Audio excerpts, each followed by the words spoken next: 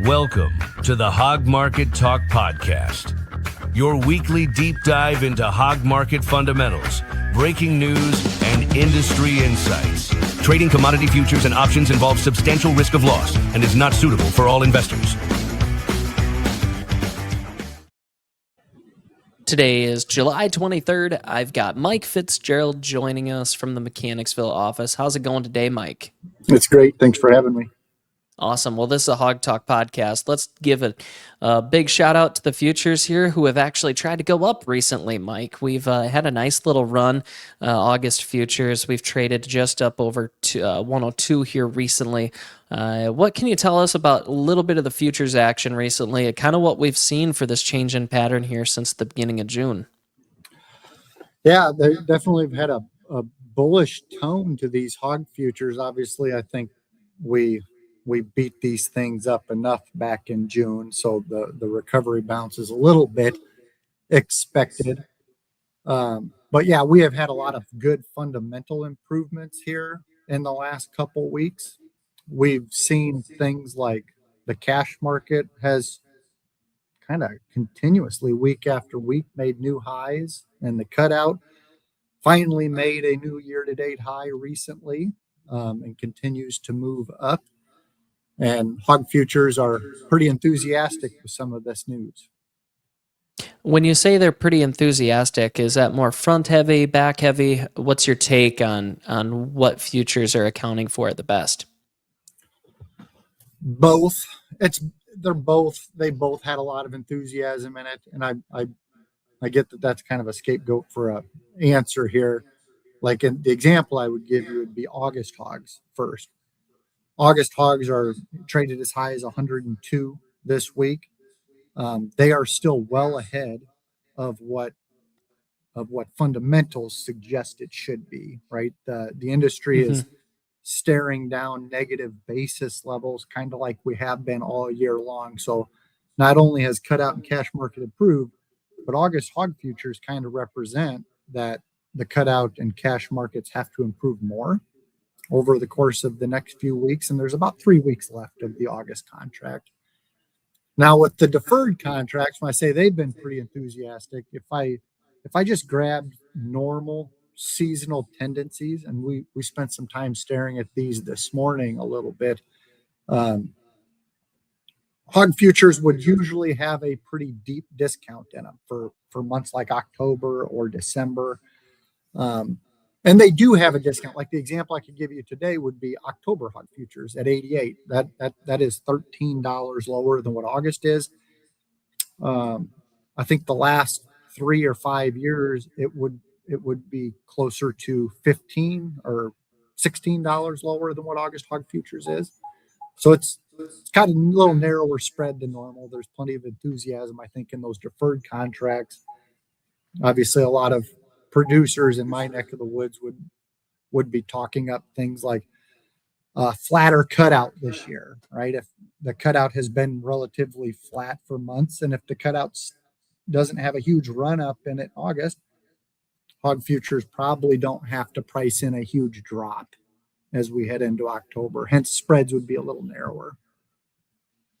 What can you tell me about the supply situation you think going in to the summer here, just what you've seen lately? Maybe just start on total numbers, and then we can work on some weights, things like that. What are you seeing from the supply side, Mike? Yep. Last week, and has been the case for the last couple weeks, we anticipate what the harvest numbers are going to be.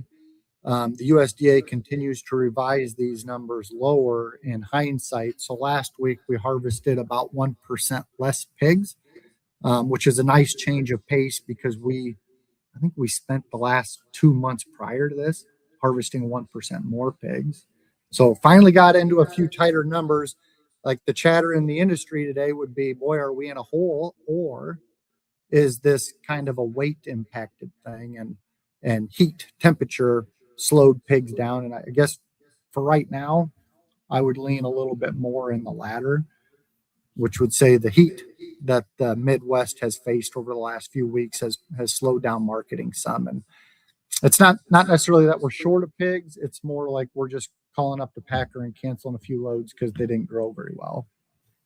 Hop over to the weight side there, Cade. Let's have Mike talk about you mentioned the heat and the impact that's been having on this on the marketings here. What would be your take on weights and how that's reacted with some of the heat? Yep.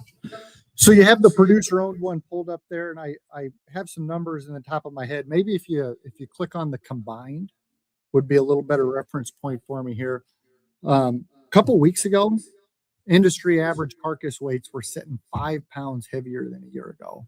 I mean, it was a really big spread, and we had some of the heaviest carcass weights we've had in years, going back to even when COVID was taking place, right? And our packing plants were shutting down, and a lot of us were starting to wonder where in the world we're going to market these pigs or what we're going to do with them. We had them getting fed rationing diets and things like that, trying to slow them down. So we're rivaling carcass weights of that magnitude today. Um, and they fell off a lot. So we were 5 pounds heavier. And as of this week, I think we're closer to 3 pounds heavier year over year. So we're narrowing that gap in quite a bit with this heat. Nice. Overall production, you think anything else you've been seeing to have an impact there? Should we hop over to demand? Yeah. I mean, I'll just reference a little snippet here on the production side. Having carcass weights drop an extra 2 pounds relative to where we were at a year ago went a long ways towards lowering pork, because at the end of the day, that's what the hog producer is trying to sell, is the pork, and we got to supply this stuff to the export market. Anything we can do to lower that number down is going to help our ability for the cutout to go up. You go back a couple weeks ago, even though we only had 1% more pigs, we had 3.5% more pork. So now you fast forward it to this past week, you had 1% less pigs, and we only had 1% more pork. So that's why I think you're starting to see the cutout move. Speaking of the cutout, we posted 103.50 last night, but we've seen a little trend change there. We've seen bellies and hams start to increase a little bit lately. So let's get into the demand side of things, Mike. What do you see out of that? It's BLT season, second half of July, and I don't want to be one. I don't want to call out necessarily some of the stuff going on in the world with this lettuce issue that's been taking place. That does give me a little bit of a fear of BLT season from a timing perspective, with lots of states getting impacted by this. But it's BLT season. The second half of July, bellies have a tendency to run up, and they get exaggerated a lot of times too high, and they get exaggerated sometimes too low. So if you reference that graph and sitting in front of you there today, we've been comparing this year to 2024. I feel like for quite some time, even in 2024, the belly market still mattered in the second half of July. The one thing you always want to be a little cautious about when it comes to bellies is if you have one belly too few, the price really goes up. If you have one pork belly too many, the price really falls off hard. And that's seen most years. There's a really strong seasonal tendency to this thing. I think our belly market right now has gone up $30 from where we were at just recently. And you'll look back at across all these years, it might take weeks for the belly market to go up $30 or $50. And a lot of times when you get somewhere in the middle of August, that belly market has a tendency to lose several weeks worth of gains all in one day. And as soon as BLT season ends, or as soon as you get closer to having some Saturday kills in the mix again, that one does start to fall off.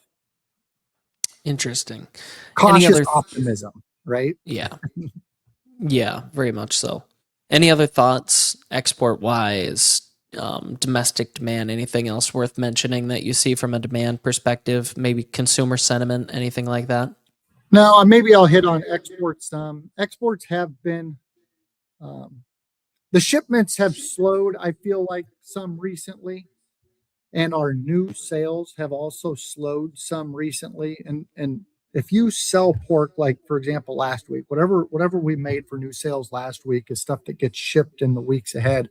I've seen that starting to taper off some from where we began the first half of the year at. It's something that we need to keep our eyes on, especially as we go forward. because a lot of our business is with Mexico, and a lot of that is hams. You don't want to see exports slowing down, and I do think that writing is on the wall a little bit. Some like our actual shipments are starting to slow down here lately, but it's summer. Our grilling season demand is at its peak. You're at some of your tightest supply point in time. Hams have also done really well lately. Just again, cautious optimism on that one. It needed to do a little catching up. That was a rough time frame there for a Yep. while on both of those. So, any other final thoughts, action items for our listeners here this week on the hog market, Mike? If you're just looking at if you're looking for a fundamental improvement in hogs to help kind of stimulate these hog futures higher in the meantime, we're definitely in that time of year right now. So take a good look at what your margins look like as you're going out into the future. I think margins are going to look really good for months like October and December at this point, and then they start to get pretty rough still as you start forecasting margins out into the first quarter of next year. But kind of time to catch up, I think, on making sure we all know where we need to be. Oh, that makes sense. Well, thank you for hopping on today, Mike. Thank you for spending some time with us. I know the hog market's been a little quiet the last few days compared to some of these markets, mainly on the input side there. The grain markets are really rallying to some pretty key resistance levels there. Soybeans making new highs, so meal's been running along with it. But the corn market has a little catching up to do there. Maybe the weather rally, weather premium still kind of pulled out of that corn market being a little bit later in the year. So something to mention there too, just with margins getting squeezed a little bit. Yes, hog futures have been going up, but the input side's going against it a little bit too. And some other outrageous items like fuel has really gone up a lot. Diesel, ag diesel, both have gone up quite a bit here as of late. So any further comments on the input side, Mike? Nope, I'm good. All right. Well, thank you for joining us today. Please click the link on the description below, everyone. Hit the subscribe button. Go check out our items like the daily market commentary, other cool market research data, just like Cade is pulling off of our website here today on Pro Egg Power. Thank you for joining on, and I can't wait for you next time. Sounds good. Thank you.